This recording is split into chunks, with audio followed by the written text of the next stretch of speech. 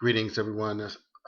Haki Hamid, the Success Scholar here. I want to do this piece and talk a little bit about something I'm currently reading. I wanted to uh, mention this book that I'm reading that I think that would be valuable. Of course, sometimes I read things and I get an epiphany because being the Success Scholar, I've read a lot of different things and I really try to put all these things together and sometimes as I go back through some information, I'm able to know that uh, that there are some people out here putting out false information, and so I have to be able to clarify that based upon real documented facts that I don't think that people are actually cross-referencing various material. And so this is the book, The Millionaire Next Door. And the reason why this is so valuable, this is one of the most comprehensive breakdowns of the millionaires in the United States. So we have to be able to uh, look at that because a substantial amount of the wealth is held by a large percentage of millionaires. Of course, people can look at the billionaires, and I do that as well to look at the reality. I look at, what countries they come in, ethnicity, uh, religious groups, male slash female dynamic of that, the various industries that some of these are actually in.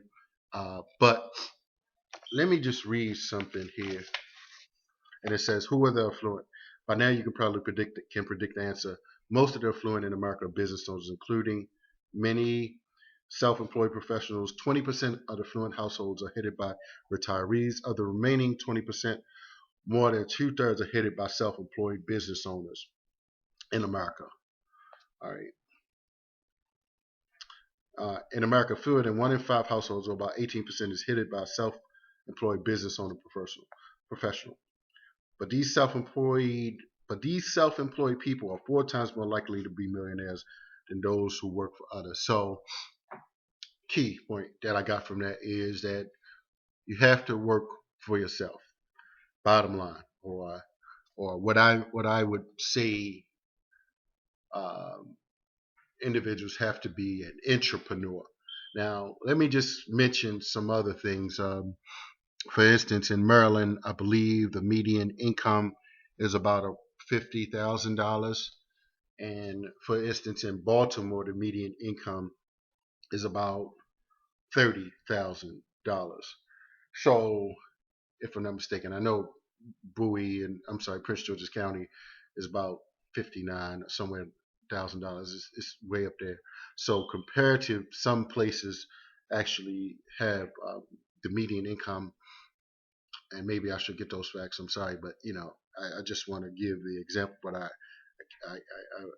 want to kind of suggest by the rationalization is that many of the people out here talking about earning six figures or more, actually six figures is good in some places, and I heard something about in DC an individual by himself have to make six figures in order to live a certain quality of life.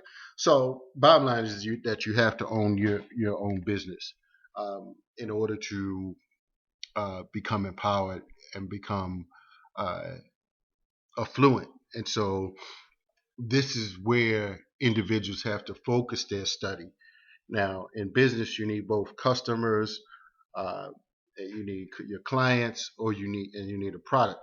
So individuals that may not necessarily have the type of education and skill sets that are transferable may have to look at products or services, or a combination of those in order to create opportunities for yourself. So let me continue on. Okay, so what type of businesses do millionaires own? One answer was the same one we give everyone. You cannot predict if someone is a millionaire by the type of business that he's in. And that was some critical points, and there were some other critical points. After 20 years of studying millionaires across a wide spectrum of industries, we've concluded we have concluded that the character of the business owner is more important in predicting his level of wealth uh, than the classification of his business. So let me, the character of the business owner, because what happens is there are certain character flaws. Like, for instance, I know a gentleman, there are some business people that like to hang out in happy hours and clubs and go to the casinos, and they think gambling is okay, or even playing the lottery is okay. Betting on the horses. So and I know somebody just asked me about this person that bets on horses, and I was just like, man, I'm not trying to be up around that. That's not, I don't care about that kind of thing. That's not important, hanging out at the horse races. And so, um, okay, so, but no matter how hard we try to make our point, reporters want to keep things simple. What's a great story? What was a great headline? It would make, if they could tell readers. And it says, here are the 10 business, here are 10 business millionaires own. We have gone out of our way to emphasize that there are no sure steps to one become wealthy. No, hear that? Hear that? We have gone out of our way to emphasize that there are no sure steps one can take to become wealthy. Too often reporters ignore the facts to sensationalize and twist our research findings. Yes, you are more likely to become affluent if you are self-employed, right? But what are some of these reporters don't tell you is that most business owners are not millionaires and will never come close to becoming wealthy. Um, we do tell reporters that some industries tend to be more profitable than others. Thus, those who own businesses in more profitable industries, by definition, realize more income. But just because you're in a profitable industry does not guarantee your business will be highly productive. And even if your business is highly productive, you may never become wealthy. Why? Because even if you earn big profits, you may spend even big amounts on non-business related consumer goods and services. You may have been divorced 3 times or have a habit of gambling on horses. You may not have a pension plan or own any shares in quality publicly traded corporations. Perhaps you feel little need to accumulate wealth.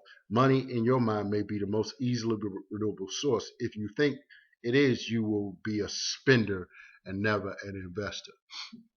So that's the difference between, the under accumulators of wealth as well as those that are, um, over accumulators of wealth, as they share in this book. And so I've seen several examples of that over the years that I think, um, you know, black people certainly should be aware of.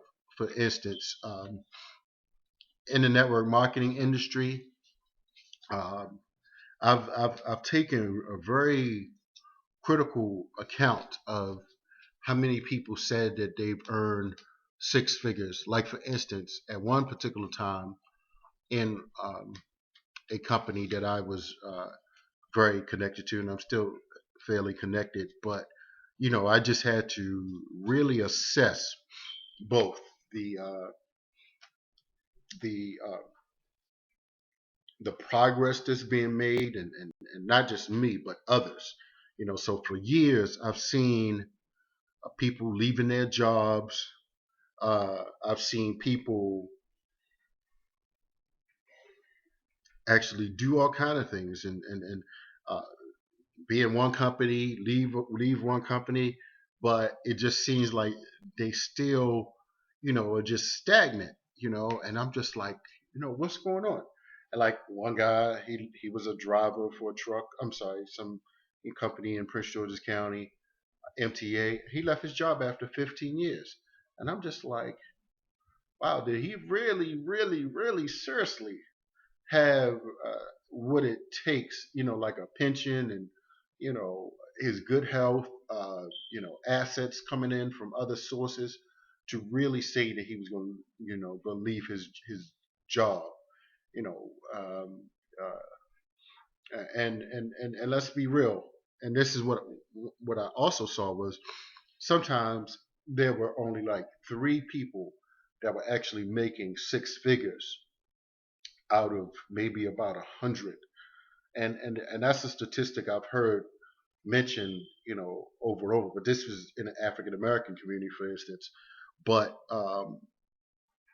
it always made me wonder uh, what I've seen over the years, and um, and so I would go to these different meetings and travel to a lot of different, places up and down the East Coast and other places, because that's what you're taught. Go to the meetings that you're qualified to attend. So you're getting this knowledge um, and sometimes you're going hard. You're investing in inventory, but I have to say that you need good inventory management. You got to know what's coming in and what's going out, and you have to be able to recognize that you may not have that level of sales to justify the financing or the building up of inventory. And so my point is that I've seen that over time. I've seen African Americans jump from company to company, and no one actually is getting up to a decent six figure income, or more. And at one time, a young, top gentleman who was earning about, 200 million a year. I'm sorry, 2 million. um, he, it was about 300 people in the room, and he said, "How many people in this room have ever earned six figures in their network marketing company?" Not just, it was only like three people raised their hand. And I'm just looking at, some statistics, uh, in the state of Maryland, like the median income is, you know, what I say, $50,000, somewhere around there. Uh, and the median income of African Americans is about 30,000. So when people are telling people you can make six figures, um, you can make six figures a year, or you could make a multiple six figures. Well, that you got to really calculate where your customers are, and who they are and where they are, because people making six figures, and I've done it two times, and I was just talking to a guy uh, who said he only made it one time, and I was just like, wow, that's interesting. So and there's a lot of these entrepreneurs out here, that have the same products, the same service, and they're not, they're not getting a significant market share. So my thing is to always look for me for alternatives. Always look for multiple income streams, assets, buildings to facilities, um, property, um, investing in other franchises and other solid operations, as well as assessing your career, your experience and the network that you have, for instance, within your occupation. Like, for instance, I've had to, sometimes you have to look at the entrepreneurship. Yeah. What can I do, even occupationally, to get people to do my job, or where you don't have to do as much work there, so that you can work towards your dreams. And right now, I've developed a very sophisticated system, and I wish I had developed it earlier, but it's actually working out very, very well. And I'm just so excited that I've gotten into a very good position, to be able to have cash flow, to leverage cash flow, and I have my time for more intellectual pursuits for wealth building, because you need your education, you need you need experience, and you need some some excessive cash flow to put up towards various things. Um, and currently, I'm reading The Power of Broke by Damon John. I definitely have copies of that. So if anybody want to get a copy, hit me up, 410-209-9687. And I'll just like close. I just started a radio show on I'm sorry, elifemedia.net every Mondays 8 to 9 p.m. And we just did a screening for 7 a.m. recently in the Bowie area. So I'm real excited about that, and I appreciate those that came out for that. So I'm going to be doing some more of these. I appreciate you all sharing uh, my videos. I believe sincerely that I have some key solutions for our community, for development, for empowerment, for growth and survival. And so I certainly look forward to the opportunity to sharing more. If you would be as so kind to share my videos, I think that they are quite worthy, and they will be coming more worthy if you a serious person who's truly about making progress in our community. And so, for those that may not know, I'm definitely working. We're working towards Mission Unstoppable too. So we're looking for authors that want to be a part of that, as well as we're looking for other writers on different levels. So please join my movement. Get my book, Mission Unstoppable. Go to my website, Success Scholar, HAKI.com, www.successscholarhaki.com. So let's connect the dots. Let's continue to organize. I want you all to come out and support my operations. For those that are participating in the Power Networking Conference, be there. This is the sink or swim, if you will. Just dividing the men from the boys. Those that are going to be there, they're going to see my awakening, my rise, on different levels. So I'm coming out strong, and I'm just gearing up, family. So I say thank you, Madasi. Give me a call, 410-209-9687. Peace.